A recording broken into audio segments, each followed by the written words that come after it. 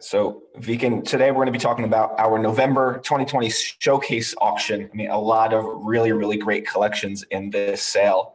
So a lot to talk about. Today we'll probably focus on just the Rarities Night session. And I know you'll give us a little overview of everything that's included. There's, as I said, a lot of great catalogs, a lot of great collections.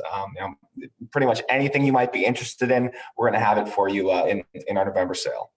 That's right, James. We've got just the Rarities Night that we'll be discussing today. We understand everyone has limited time in their lives, and we're going to focus on the Rarities Night. Although we do have, if you can pull up that screen, James, with all of our catalogs coming up in our November auction next week, starting next Tuesday.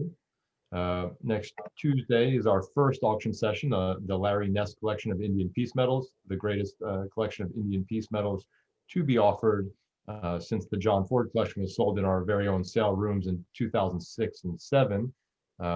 We're going to continue with the E Pluribus Unum collection on Wednesday, and that's part 2. We did part 1 in our November auction last year. That was Jersey coppers, New Jersey coppers. Now we have mixed colonial types. Everything from a few $100s to tens of thousands of dollars, literally something for everyone in there. Also starting on Wednesday, we have our Naples Bay Collection, the namesake of our US coin auction.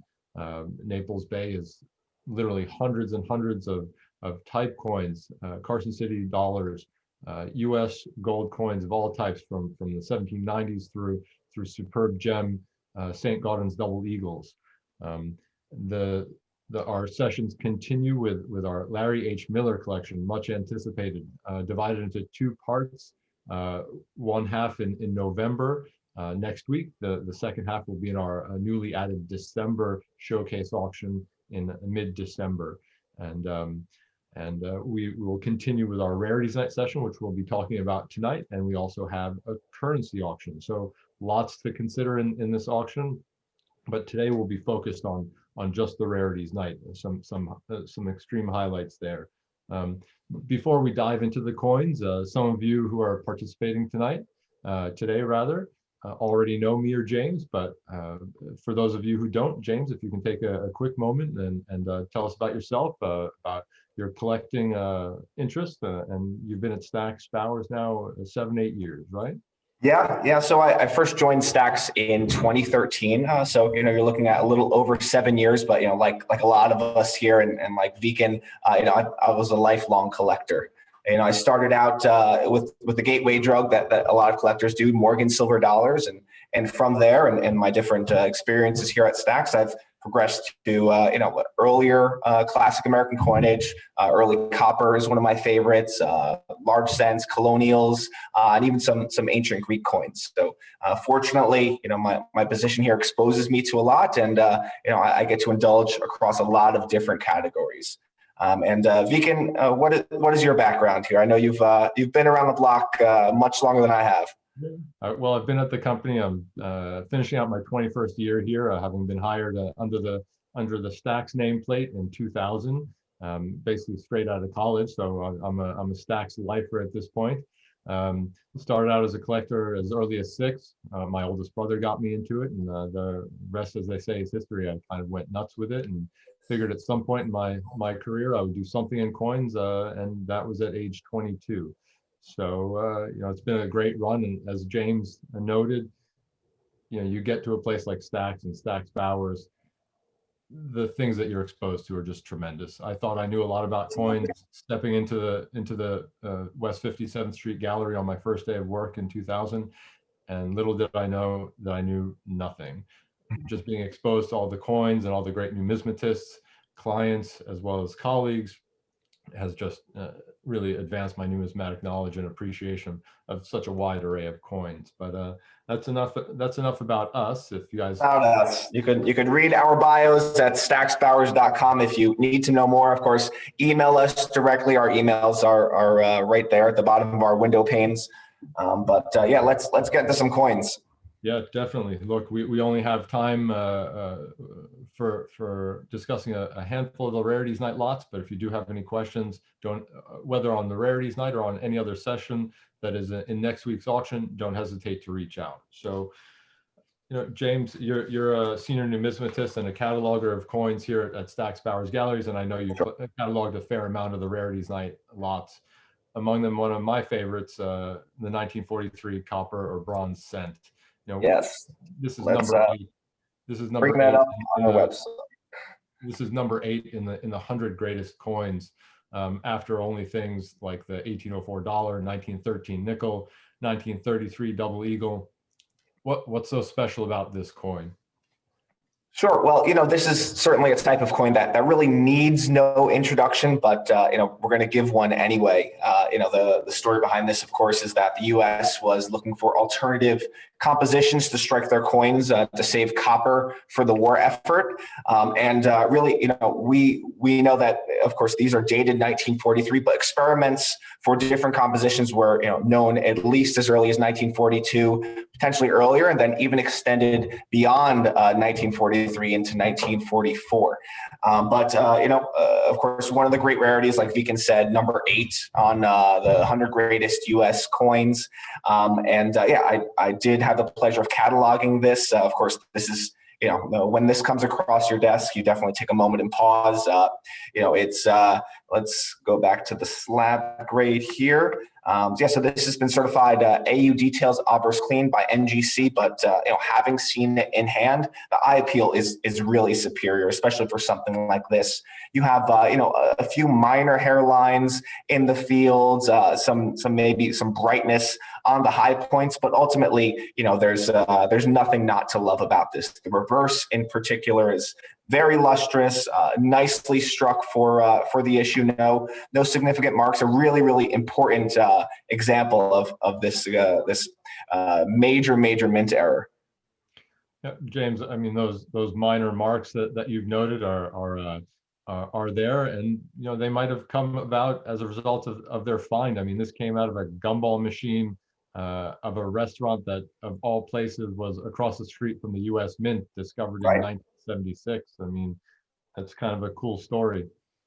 Yeah, I mean, this is it's nice that we can essentially trace this back, over the past 50 years since its discovery. I mean, and shortly after it was discovered in that gumball machine, it was actually brought up here to Stack's, New York, when we were over on our 123 West 57th Street store that we've just moved from. But it was brought to our experts for further authentication. In a way, this is an old friend of ours, and it's nice to be able to handle it, a few decades later. Yeah, I can imagine guys like Larry and Harvey Stack and Norman Stack, who passed on in the 1990s, huddled around this coin trying to figure out if it was real or not. Back in the mid 70s, I don't believe that there were too many trades of these pieces, and we didn't have the grading services that we have today, and great imaging and great reference works to fall back on. So James, you and I have it easy compared to those guys. But its rarity has kind of kept up. I've read estimates of between 10 and 20 Philly Mint pieces that survive. So this is a special thing. And when you compare it with other off metal issues, this is quite rare. I mean, you have many dates of later cents or nickels, dimes, quarters, et cetera, that are struck on wrong planchets. Although every now and again a new one comes to light, the rarity has endured since the first ones were discovered in the mid to late 1940s. Sure. I mean, the demand for this is incredibly high. As Vicken mentioned, our experts back in the 70s huddled around trying to authenticate this, and ultimately that's something that we still know well. We get a very, very large amount of inquiries about this cent, whether it's a 1943 steel cent that's been mistaken as a bronze, or it's a bronze. Purportedly bronze cent. We wind up reviewing a lot of these. Unfortunately, the vast majority are counterfeits. It is. I'm very, very thankful to have all those modern resources. I can only imagine trying to authenticate one back in the 70s before we really knew what diagnostics were and what a real one even looked like. Yeah, and look, back then, it was an expensive thing in an era when the first $100,000 coin, $100,000 threshold was met in the mid 1970s. This coin traded privately for $1,000, so only 1% of that, but just gives you an idea of the relative value. Then the values have increased dramatically with specimens basically trading expressly over $100,000 up into the $300,000 range for the 1943 Philadelphia issues. Of course, the unique Denver issue has a private transaction in excess of $1 million. So it just gives you an idea of the rarity to price ratio. And Yep. this one, you don't get a chance at one every day or even every year. So whoever is interested in this should consider this one very, very strongly. Certainly. And as I said, the quality is all there. We can look back to a recent example we sold. Let's see. Here we go. This one was graded A55 PCGS CAC. So the same level of sharpness, essentially. And we see that brought 317,000 in our January 2013 Americana sale. So the demand for this issue is obviously still around. Collectors are still very, very excited about this major mint error. Yeah, James, look, looking at that image, reminding myself of that one, it's got just as much meat on the bone as the piece that we're offering next week, save for those, a few hairlines, as you noted. Sure. Yeah, definitely an important coin. I mean, one of many important coins in our Rarities Night session coming up. And Vic, why don't we jump to a larger denomination? I know we have some really great half dollars in the sale too. I know you want to spotlight the 1802 half, which is let me bring that up. Let's see. Yeah, so lot 9119. 1802 half, AU55 plus PCGS CAC. What do you want to say about this one, Vicken?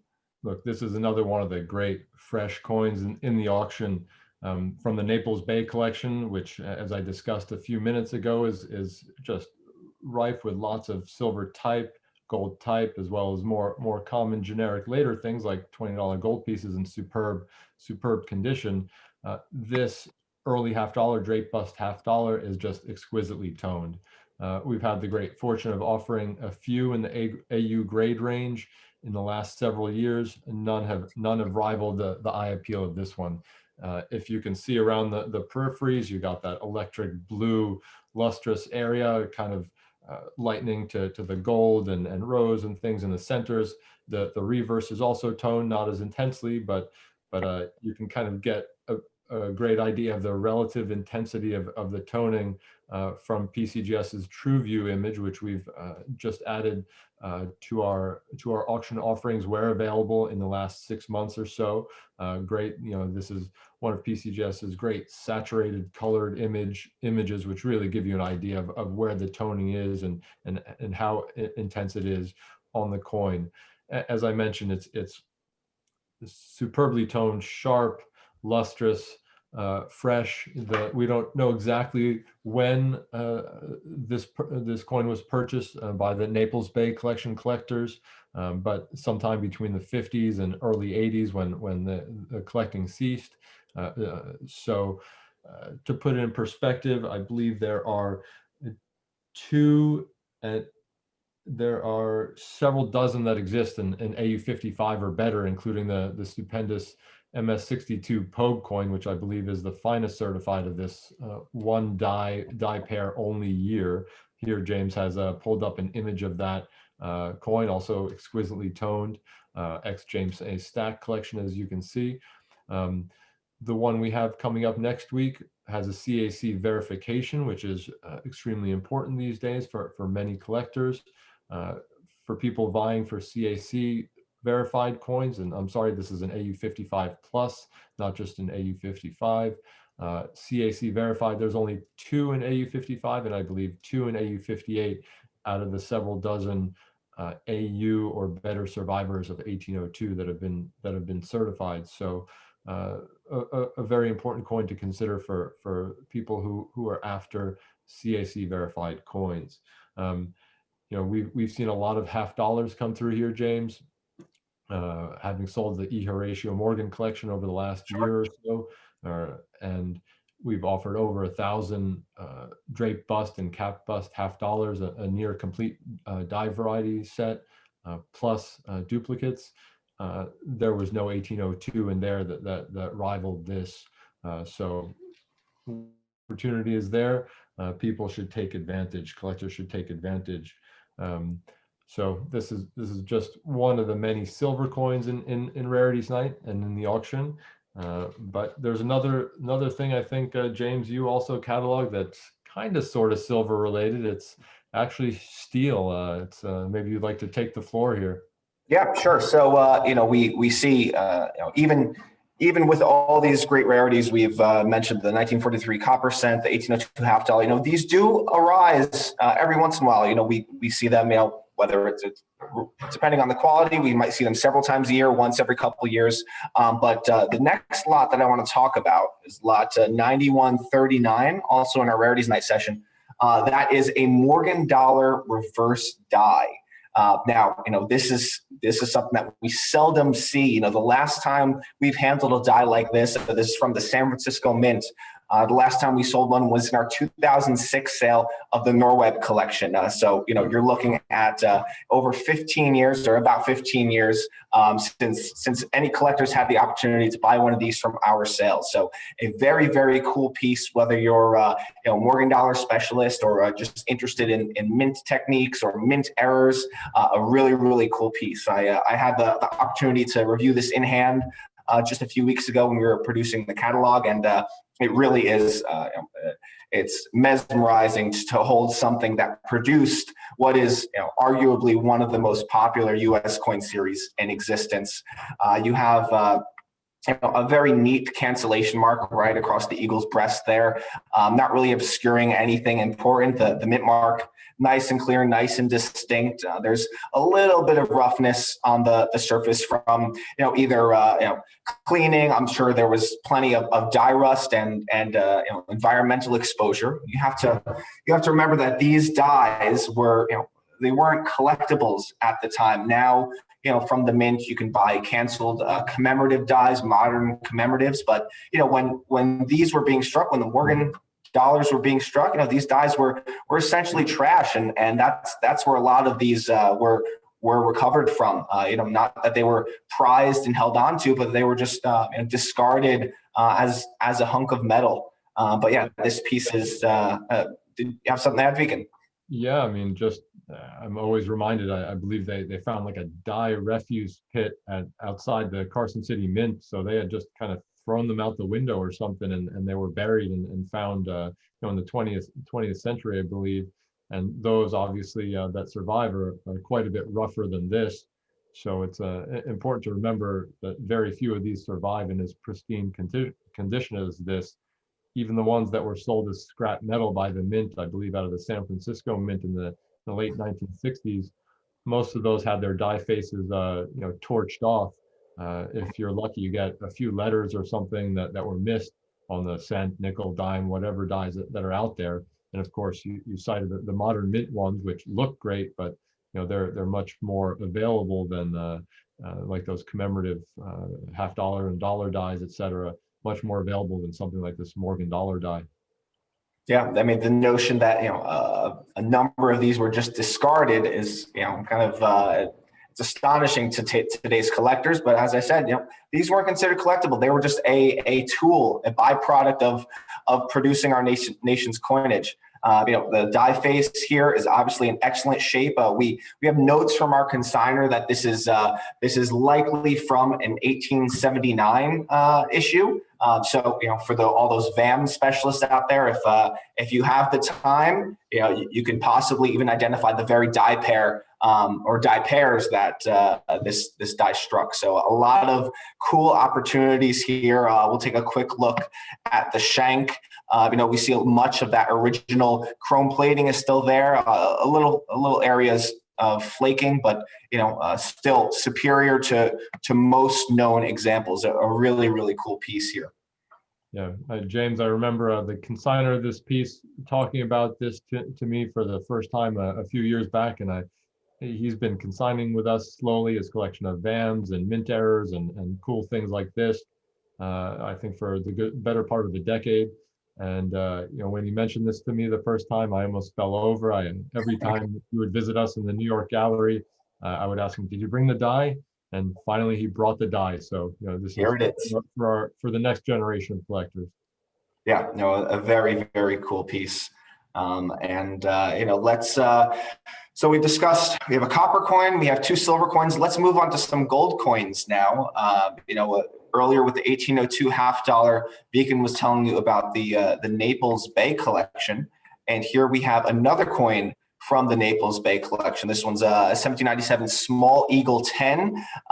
We see this one is from the Naples Bay Collection, but just like the 1943 copper cent, another old friend. We first offered this in our sale of the Seaman Estate in 1970, and then also again in the Scanlon Collection in 1973. And here it is, 50 years later, another opportunity for collectors to buy it. A really, really important and visually impressive piece here. And James, I believe the Naples Bay Collection was put together by a father-son team, so you can appreciate the longevity of the collection. And as I mentioned, the collecting ended in the early 1980s, so it was collected over the course of 3 decades or so, and has been off the market for 4. So all these coins have not been seen by just about everybody who's out there today.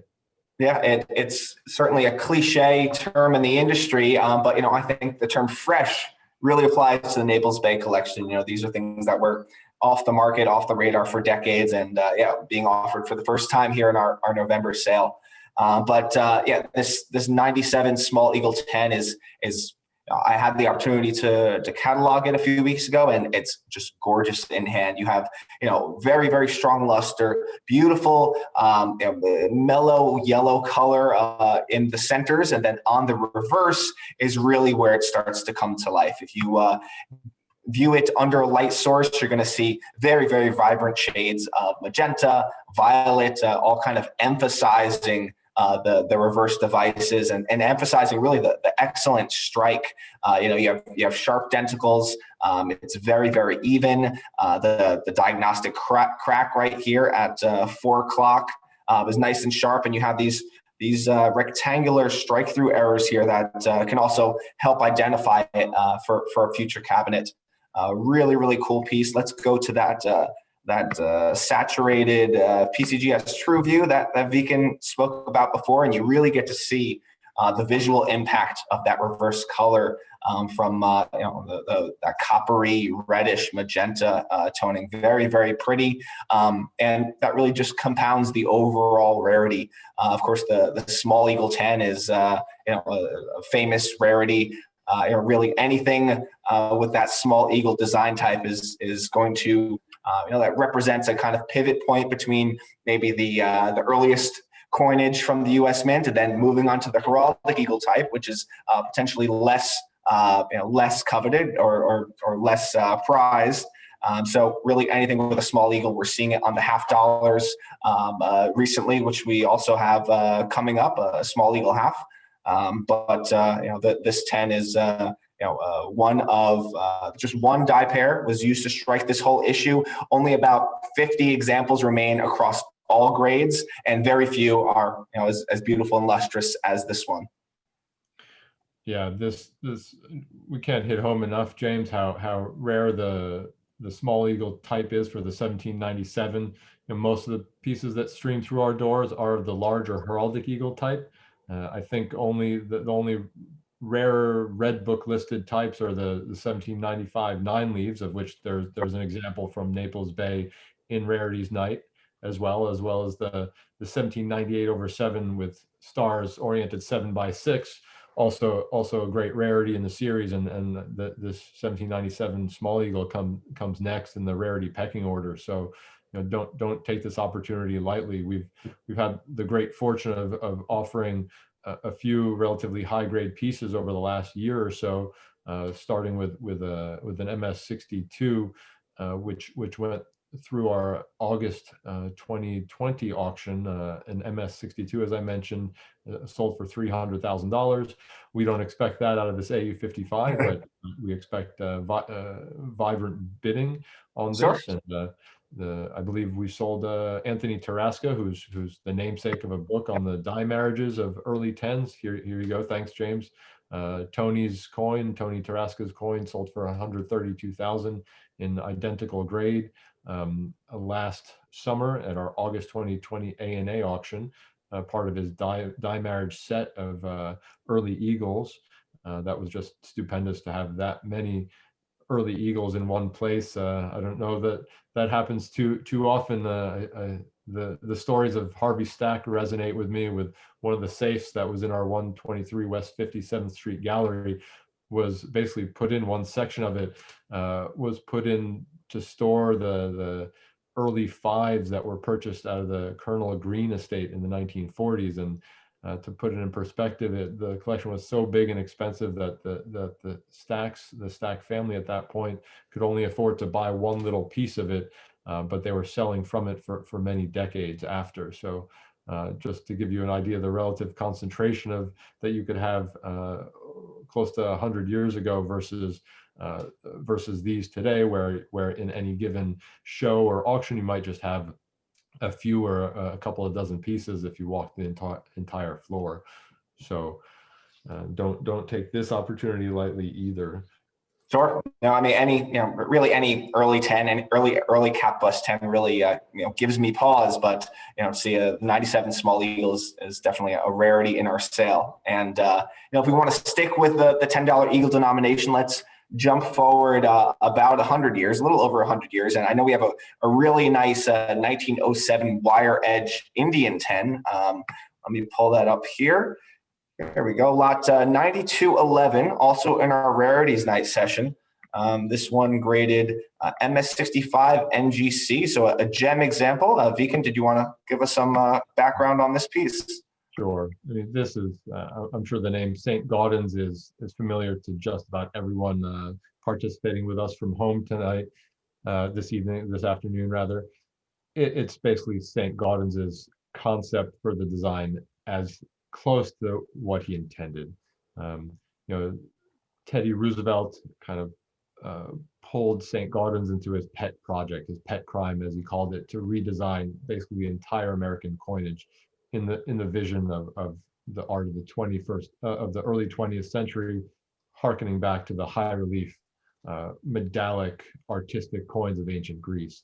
So you have St. Gaudens's design, which started out as just a Liberty head on the obverse, but Teddy Roosevelt insisted that Liberty wear that war bonnet, that Indian war bonnet. So St. Gaudens obliged. Who would say no to a guy like Teddy Roosevelt?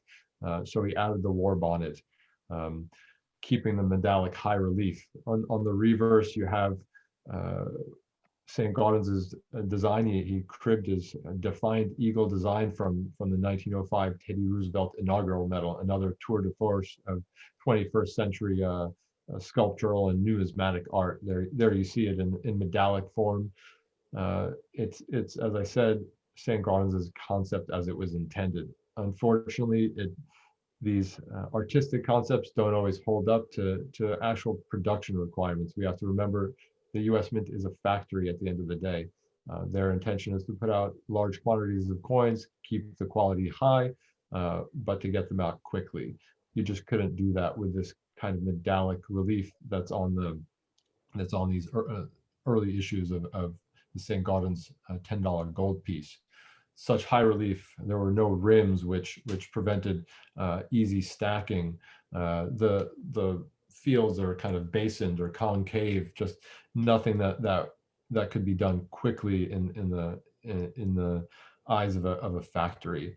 So the decision was made to dumb down the relief, to take the relief down, and so that the coins could be struck quickly once rather than multiple times, as was required with these what are called wire edge or wire rim coins.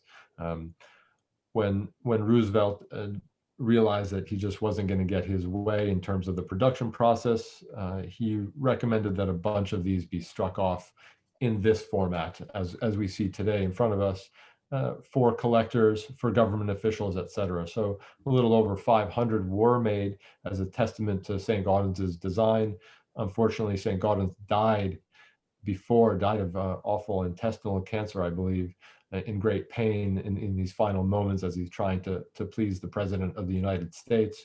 And he never saw his design in coin form, but luckily for us collectors today, as I said, a net mintage of about 472 pieces was made, and pleases us collectors and auction houses today. This is a NGC MS65 example, one of the highest grades you can get of this issue, and just a superb piece. And James, when looking at this and comparing it to what other St. Gaudens pieces you can get, talking about sculpture, might take up a good part of your living room, might cost you hundreds of thousands of dollars. Something like this in this quality, $50,000, $60,000. So much more affordable, much more portable. You can enjoy it from the comfort of your safe or safe deposit box without having to dedicate a large portion of your living room to it, and basically get a piece of St. Gaudens' sculpture and a piece of American numismatic history. So just one of my. I think it's also important to mention that, this, of course, this kind of represents the purest version of this, but, a more distilled version and a production-friendly version was produced as well. And it commands a much lower price tag than this piece. And I know we have a bunch of those 1907, just conventional Indian 10s in our shelf. So for those collectors who maybe this wire edge piece is not quite on their radar, you could still own what is a relatively equivalent version of this artistic piece, but just for a much lower price tag. I know that in general, the St. Gaudens designs, whether it's the Indian 10 or the St. Gaudens 20, his eponymous 20, are regarded as kind of the high point of numismatic art for at least the 20th century, and maybe going back through all U.S. coinage, depending on who you ask. Again, this piece here is great, but there's also more affordable alternatives throughout our auction for those of you who don't necessarily want to compete for this one. Good point, James. It's as with all the things we discuss, especially when talking about Rarities Night, which has the elite coins of any one of our auctions, there's always going to be pieces that are cognates, comparable examples, maybe in lesser grade or a different type, as we're discussing today, that'll fit just about any pocketbook. So whether you have $200 to spend on something or 2 million, there's going to be something in one of our auctions for you.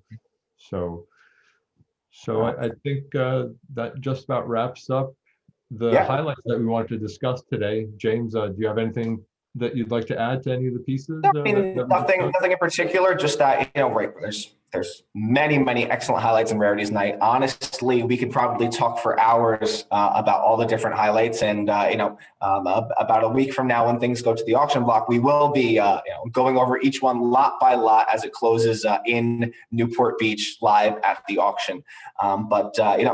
Like Vicken said at the top of the program, Rarities Night, just one of many sessions, many catalogs in the sale. And on Monday, we're going to be doing another webinar discussing the coins of the Larry Miller collection.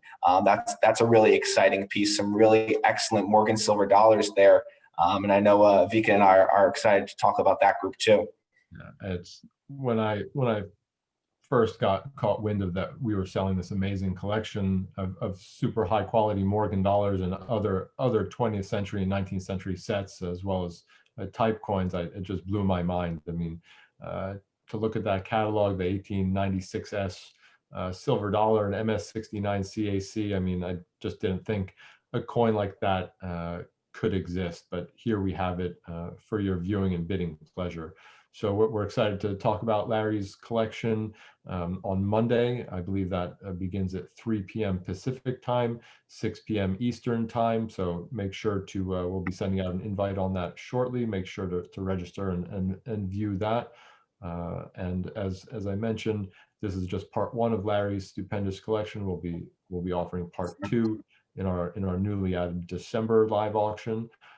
So keep your eyes peeled for that. That we're in the final throes of preparing that, I believe, James, and should be up on our website any time now.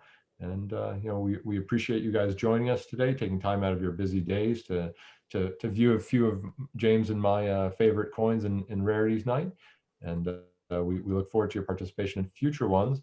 I will emphasize, we don't have time to go through every coin lot by lot, but if you do have specific questions on specific lots, don't hesitate to reach out to me or James. If either one of us can't help you directly, we have many great colleagues who will pass the questions along to, and someone will be able to assist you with those questions, whether it's about bidding, whether it's about a specific look of a coin, whether it's about a technical detail. Just ping us and we'll get back to you. Sure. I mean, like most industries, we've really had to adapt during the COVID-19 pandemic. And so if you want something described, we're happy to set up a Zoom conference here. We know many of you are unable to travel to our lot viewing sessions. And, whether it's myself, Vicken, or another one of our experts, we're happy to take a look at the coin in hand and give you our honest, blunt, frank opinion and see if it's the right coin for your collection. But yes, thank you very much for joining our inaugural Zoom webinar, and we'll be back with many more, including our Monday session discussing the Larry Miller collection. So Vicken, thanks for taking the time to talk today, and I guess we'll see you next week. Sounds good. Everyone have a great day. Thanks so much. Thank you, everyone. Take care. Bye-bye.